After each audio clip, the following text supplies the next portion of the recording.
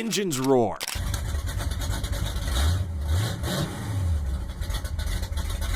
Tires smoke.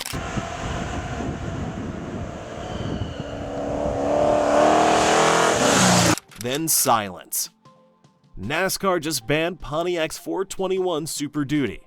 The V8 was too powerful, too dominant, and too dangerous to be allowed. The fight for dominance began with Pontiac's boldest creation, the 421. The early 1960s were not just about style and chrome, they were about horsepower. Detroit's automakers were locked in a race to build the most dominant engines, and every year the stakes grew higher. Ford had its 406, Chevrolet the 409, Chrysler the Max Wedge. Pontiac, once seen as a conservative, had no choice but to join the arms race. Led by Seaman Bunky Knudsen and engineer John DeLorean, Pontiac's team set out to create something more than a bigger motor. They wanted an engine that could survive full throttle abuse on drag strips and NASCAR ovals. The foundation was Pontiac's 389 V8, but the design was transformed into something radical, the 421 Super Duty. This wasn't a showroom gimmick, it was a racing-only engine, built with forged steel, crankshafts, forged pistons, and a reinforced valve train designed for punishing high RPM use. Compression ratios climbed, cylinder heads were reworked, and some configurations ran dual Carter carburetors. Officially rated around 405 horsepower, the truth was more explosive. Tuned properly, these engines easily produced 460 horsepower, and experimental builds touched 500. Pontiac offered the 421 Super Duty only in special order cars. Catalinas, lightweight Tempests, and stripped-down full-size models carried it to competition. Radios, insulation, and luxuries were deleted. These cars were weapons, not cruisers. By 1962, the 421 SD was feared, reliable, brutally strong, and devastatingly quick. It marked Pontiac's transformation into a performance leader, and set the stage for controversy that would soon shake racing to its core. The real proof came when the 421 hit the strip. Once racers got their hands on the 421 Super Duty, its legend began to grow. On the drag strip, Pontiac's stripped-down Catalinas shocked competitors with brutal launches and quarter-mile times few had seen from a full-size car. The formula was simple: big displacement, lightweight construction, and an engine designed to take abuse. Pontiac engineers built these cars with one purpose: winning. Aluminum body panels replaced steel, interiors were bare, and every pound saved mattered.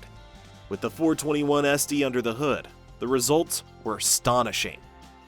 The cars that looked like family sedans were suddenly running times that embarrassed purpose-built hot rods. The NHRA Superstock classes quickly became Pontiac's territory. Drivers like Arnie the Farmer Beswick became household names among drag fans, piloting their Catalinas down the strip with consistency and power that rivals couldn't match. The 421 wasn't just fast, it was reliable. Run after run, pass after pass, the Super Duty didn't grenade itself like many high-strung engines of the era. Street racers noticed too.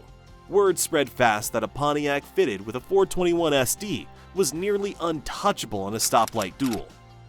Even cars with modified Fords or Chevy struggled to keep up. Pontiac's reputation transformed almost overnight. The brand, known for conservative family cars, was suddenly feared on drag strips and side streets across America. The 421 Super Duty had proven itself beyond theory. It wasn't just an engineering exercise, it was a race-winning, competitor-crushing machine. And soon that dominance would extend far beyond the quarter mile. A different storm hit when Pontiac's secret weapon hit NASCAR tracks. When Pontiac brought the 421 Super Duty to NASCAR, the impact was immediate. Cars powered by the engine were faster on the straights, more durable under stress, and nearly impossible to catch once they built a lead. For teams that had struggled for years, the Super Duty was a miracle. For everyone else, it was a nightmare. Victory after victory piled up. Drivers like Fireball Roberts and Joe Weatherly showcased what the engine could do, turning ordinary race weekends into one-sided displays of dominance. Fans loved the speed, owners loved the trophies, but rival manufacturers hated every second of it. Ford and Chevrolet saw their investments slipping away. The 421 wasn't a strong motor. It was a technological leap that made their platform look outdated overnight. Behind closed doors, both companies began lobbying NASCAR officials to investigate Pontiac's unfair advantage. They claimed the engine was too advanced, too powerful, and outside the spirit of the sport. Meanwhile, smaller independent teams had no chance of competing. Without access to the Super Duty program, their cars were left in the dust, sometimes lapped multiple times in a single race. NASCAR, a league built on the idea of competitive parity, suddenly looked like a one-brand showcase. That imbalance forced the sport leadership into a corner.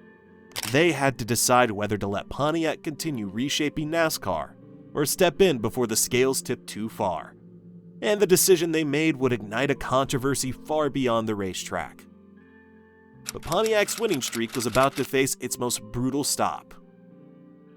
In 1963, NASCAR delivered a stunning announcement. The 421 Super Duty was officially banned. The sanctioning body cited the engine as too dominant and outside the spirit of competition, a polite way of admitting it had reshaped the sport to the breaking point. Overnight, Pontiac's biggest weapon was stripped from the track.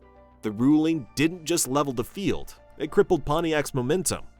Teams that had bet everything on the Super Duty program were suddenly scrambling for alternatives, forced to rework cars with slower, less reliable engines. Rival manufacturers celebrated. Ford and Chevrolet, who had lobbied aggressively for the ban, regained the upper hand without ever catching Pontiac on pure performance. Worse still, the decision coincided with a sweeping corporate policy inside General Motors. That same year, GM issued an internal edict forbidding all direct involvement in racing. The official line was safety and public image. The reality was pressure from Washington regulators and corporate risk managers, who saw motorsports as a liability. For Pontiac, it was a crushing double blow. The company that had just rewritten NASCAR's rulebook suddenly had no factory support, no sanctioned engine, and no way to maintain its winning trajectory. The 421 Super Duty, once a symbol of dominance, became a victim of politics both inside and outside the track. What had looked like the dawn of a new racing dynasty instead collapsed in a single season. And Pontiac engineers were left with a haunting question: what could have been if the ban never came? Though banned from competition, the 421 Super Duty's legend didn't fade. It intensified. Surviving examples of the car fitted with these engines are among the rarest machines in Pontiac history. Few were built, fewer survived, and today they stand as rolling artifacts of an era when engineers pushed limits without fear of corporate politics.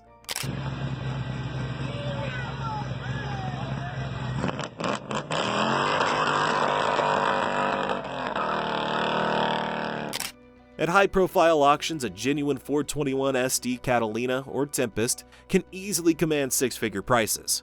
Collectors chase not just horsepower, but the story, the sense that this was the engine too wild for NASCAR, too advanced for its time, and too influential to ever be forgotten.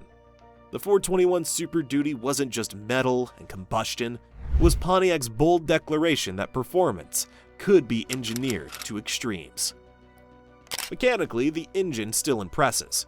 Forged internals, high compression architecture, and the ability to churn out well over 400 horsepower set it apart from its contemporaries.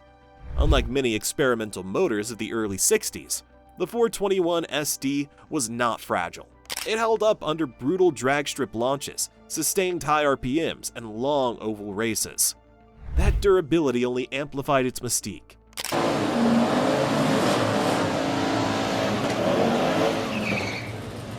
Today, enthusiasts view the 421 Super Duty as a cornerstone of the muscle car era, a piece of history that predicted icons like the GTO and paved the way for everything that followed.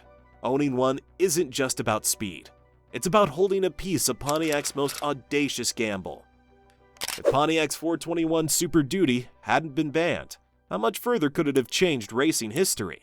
Let us know in the comments down below.